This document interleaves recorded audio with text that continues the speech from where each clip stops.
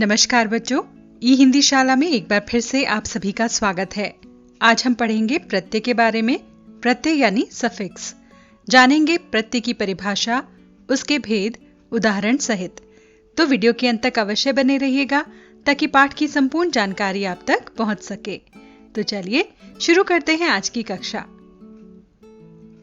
बच्चों, प्रत्यय शब्द दो शब्दों के मेल से बना है, प्रति और अय। प्रति का अर्थ होता है साथ में परंतु बाद में, यानी शब्द के साथ में तो जुड़े परंतु बाद में लगे। और अय का अर्थ होता है चलने वाला, यानी ऐसे शब्दांश जो शब्द के बाद में लगे उनके साथ में जुड़ जाएं।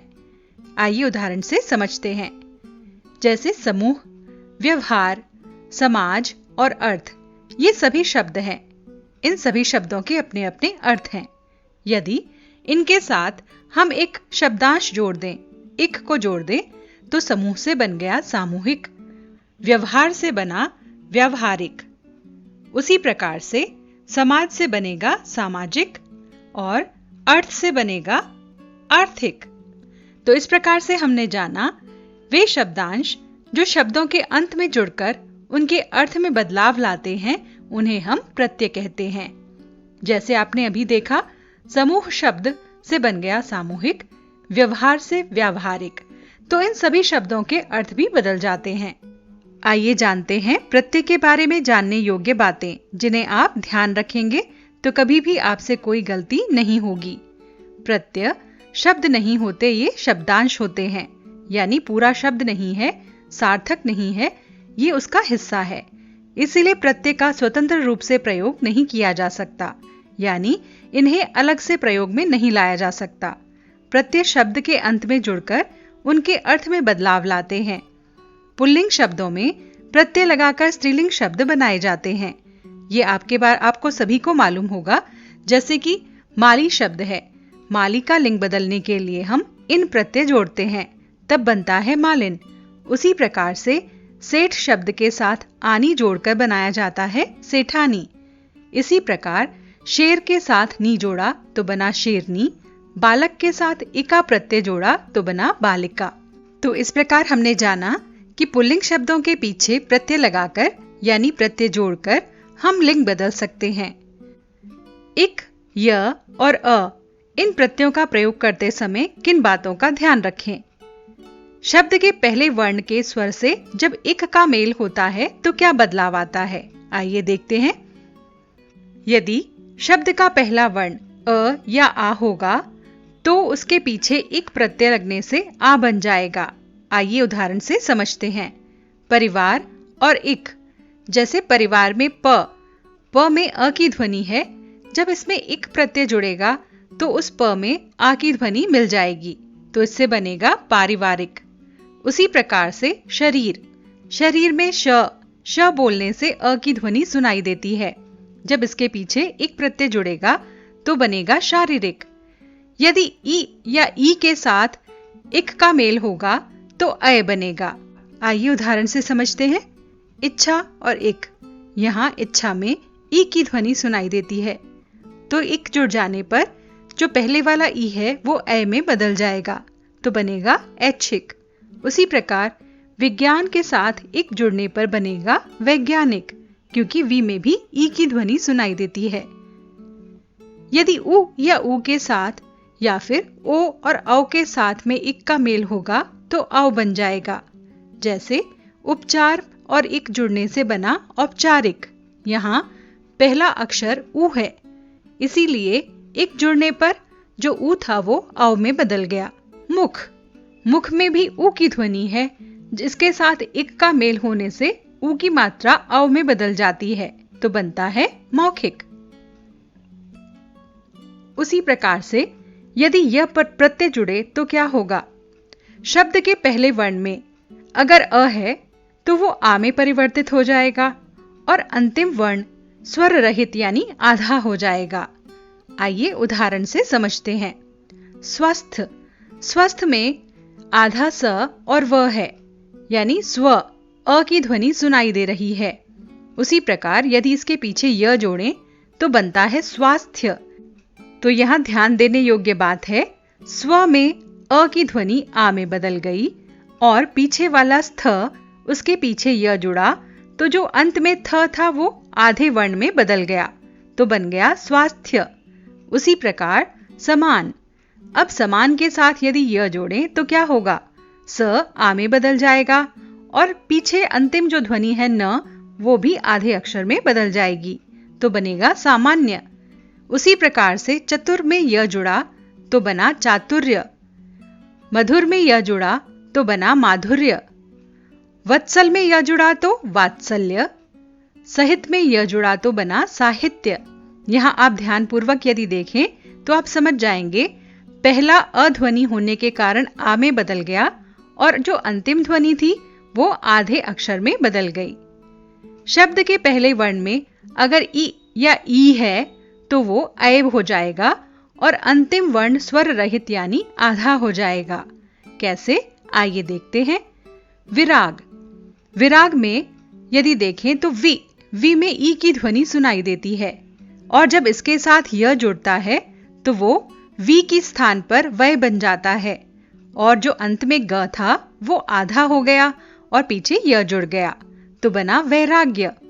उसी प्रकार से धीर और य, धी का बन गया धैर्य और जो र था वो आधा होकर ऊपर चला गया तो बन गया धैर्य। उसी प्रकार विचार में य जुड़ा तो वैचार्य, दीन में य जुड़ा तो बना दैन्य, ईश्वर में य जुड़ा तो बना ऐश्वर्य। यहां आपने ध्यान दिया ई और ई दोनों के साथ यदि य प्रत्यय जुड़ता है तो बन जाता है अय यानी कि अय की ध्वनि। तो यहां हमने जाना कि यदि य प्रत्यय जुड़े तो पहले शब्द में यदि अ की ध्वनि है तो वह आ में बदल जाएगी और अंतिम वर्ण आधे अक्षर में बदल जाएगा यानी वो स्वर रहित हो जाएगा। उसी प्रकार यदि पहले शब्द का जो पहला वर्ण है वो ई या ई है तो वो अय में बदल जाएगा और अंतिम वर्ण भी आधा हो जाएगा। आइए आगे बढ़ते हैं। यदि शब्द के पहले वर्ण में उ या ऊ है तो औ हो जाएगा और अंतिम वर्ण स्वर रहित यानी आधा हो जाएगा। आइए उदाहरण से समझते हैं। सुंदर। सुंदर में सु ऊ की ध्वनि सुनाई देती है और जब हम इसके पीछे य जोड़ देते हैं तो बन जाता है सौंदर्य यानी ऊ की ध्वनि औ में बदल गई और जो पीछे अंतिम ध्वनि थी र वो आधे अक्षर में यानी स्वर रहित हो गई तो बन गया सौंदर्य। उसी प्रकार कुमार में य जुड़ा तो बना कौमार्य यानी ऊ की ध्वनि औ में बदल गई और जो र था वो हो गया स्वर रहित तो वो य के ऊपर चला गया। इसी प्रकार य प्रत्यय जुड़ने पर यदि शब्द के पहले वर्ण में अ है तो वो आ हो जाएगा जैसा कि हमने पहले भी जाना था और अंतिम ध्वनि ऊ या अव हो जाएगी। कैसे? दनु और अ। अब दनु में द है, द में अ की ध्वनि सुनाई देती है। जब इसमें हमने अ जोड़ा तो वो क्या हुआ? वो बन गया अव। जैसे दानव। यदु और अ इसमें जुड़ा तो क्या बन गया? यादव। उसी प्रकार रघु में अ जोड़ने से बना राघव और मनु में अ जोड़ने से मानव। अब आप समझ गए होंगे कि किस प्रकार से अ, य और एक प्रत्यय जुड़ने पर बदलाव आते हैं। आइए अब जानते हैं प्रत्यय के भेद कितने हैं। प्रत्यय के दो भेद हैं, कृत प्रत्यय और तद्धित प्रत्यय। चलिए पहले जानते हैं कृत प्रत्यय किसे कहते हैं। वे प्रत्यय जो क्रिया के मूल रूप यानी धातु के पीछे जोड़े जाते हैं उन्हें हम कृत प्रत्यय कहते हैं। जैसे सुन क्रिया का मूल रूप है, इसके पीछे आई जोड़ने पर बना सुनाई। पढ़ के पीछे आई लगाया तो बना पढ़ाई। उसी प्रकार लिख जो है क्रिया का मूल रूप है, इसके पीछे प्रत्यय लगाकर हम अलग अलग शब्द बना सकते हैं। जैसे लिख और आवट से बना लिखावट, लिख के पीछे आई लगाने से बनता लिखाई और लिख के पीछे ना लगने से बनता लिखना। इसी प्रकार बना सज से आवट लगाने पर सजावट। अब कृत प्रत्यय के भी भेद होते हैं।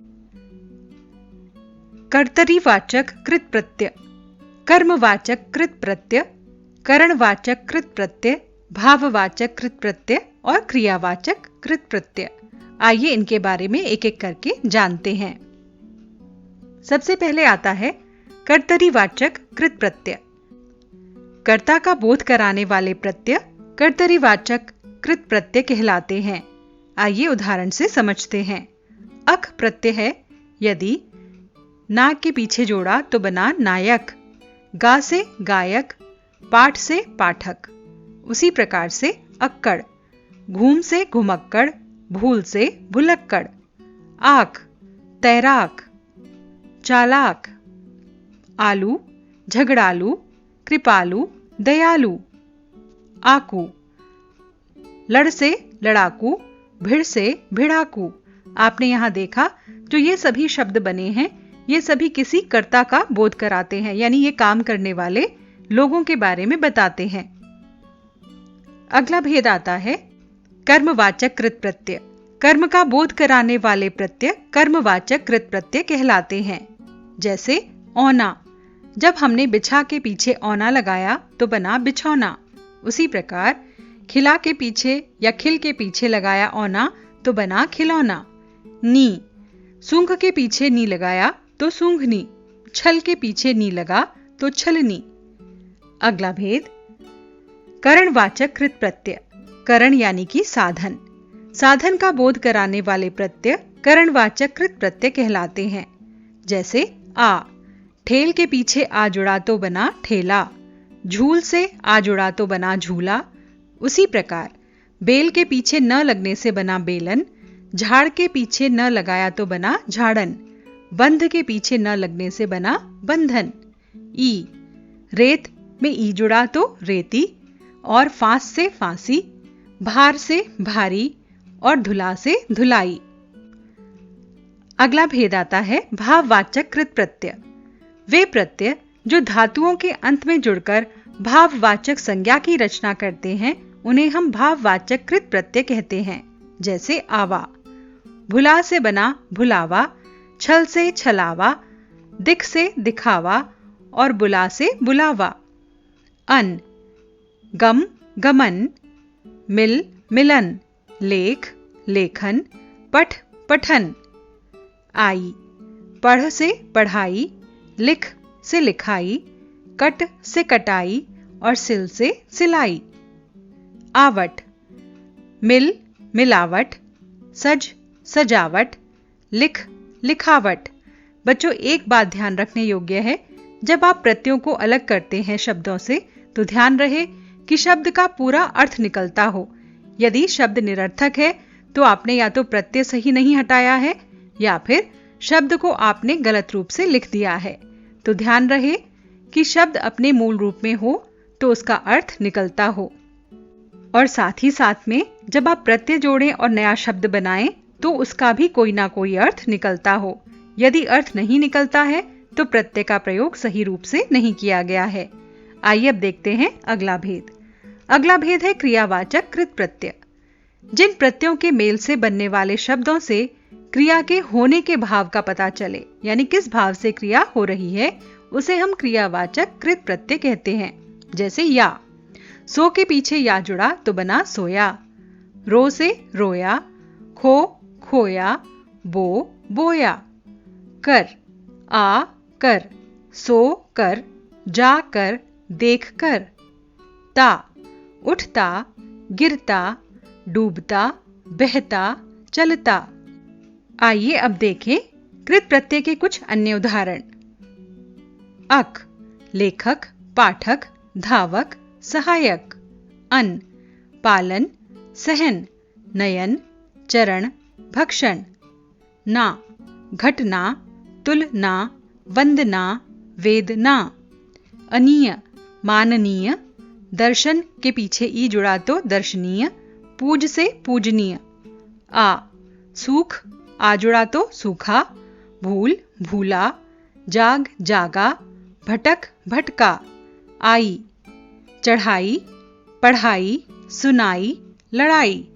और आक या आका, तैराक, तैराका, लड़ाक, लड़ाका। अंत, रट अंत, रटंत, गढ़ अंत, गढ़ंत, भिड़ अंत, भिड़ंत। आ, चला, जला, फेरा, मेला, बैठा। आई, लिखाई, सुनाई, लड़ाई, दिखाई। आन, उड़ान, मिलान, पहचान। आव, सुझ और आव सुझाव।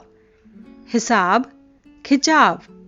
आवा, बुलावा, बढ़ावा, भुलावा। आस, भड़ास, निकास, प्यास।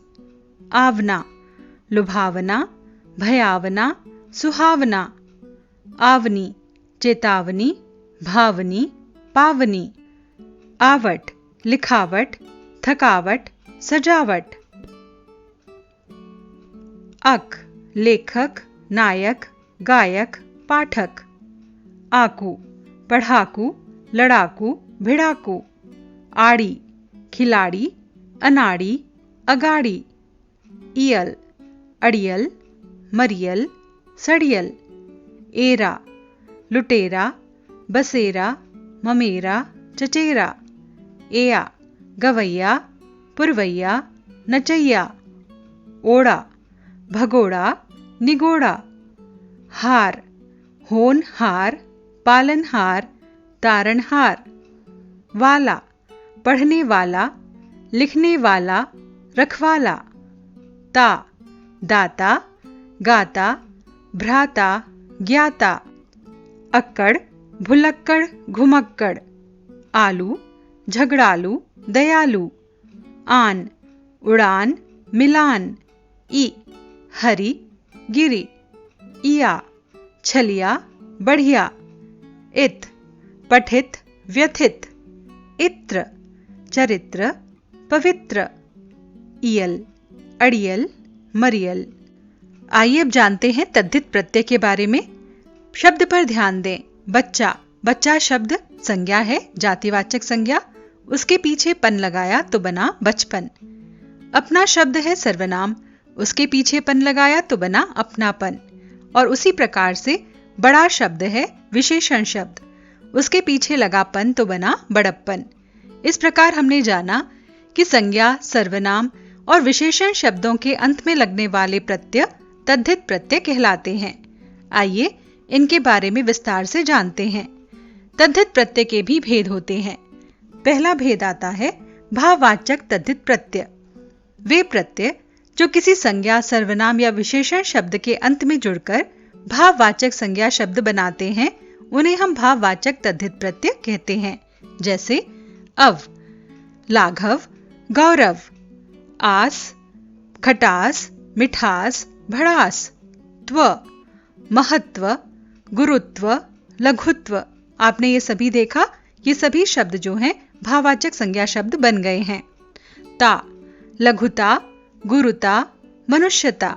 उसी प्रकार से इमा, इमा को यदि हम जोड़ें तो महिमा बनता है, गरिमा बनता है, लाघिमा और लालिमा। आइए देखें दूसरा भेद। दूसरा भेद आता है संबंधवाचक तद्धित प्रत्यय।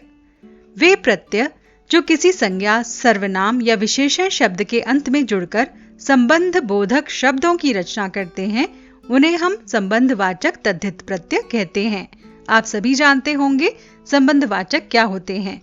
एरा जुड़ने से जैसे बना चचेरा, फुफेरा, मौसेरा। उसी प्रकार से इक से बना मानसिक, शरीर से शारीरिक, अर्थ से बना आर्थिक। यहां आता है ईय, जैसे भारत के पीछे जुड़ा ईय तो भारतीय, प्रांत से प्रांतीय, नाटक से नाटकीय और भवत से भवदीय। य, ग्राम से ग्राम्य, काम से काम्य। अपत्यवाचक तद्धित प्रत्यय। अपत्य यानी संतान या वंश में उत्पन्न हुए व्यक्ति का बोध होता है उससे। तो वे प्रत्यय जो किसी संज्ञा, सर्वनाम या विशेषण शब्द के अंत में जुड़कर संतान बोधक या फिर वंश बोधक शब्दों की रचना करते हैं, उन्हें हम अपत्यवाचक तद्धित प्रत्यय कहते हैं।